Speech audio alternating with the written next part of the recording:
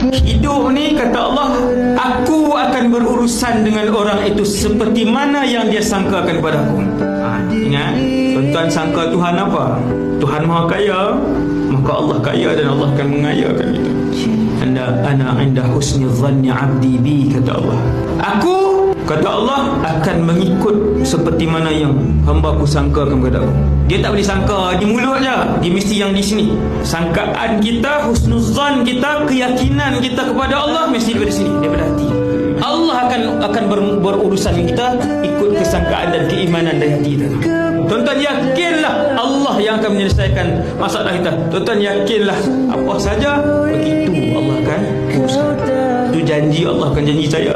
Aku adalah seperti mana baik sangkanya hamba-Ku kepada aku. Kalau dia buruk sangka, aku akan buat macam tu. Dia kata Allah Ta'ala tak bagi yang ni, aku akan buat begitu.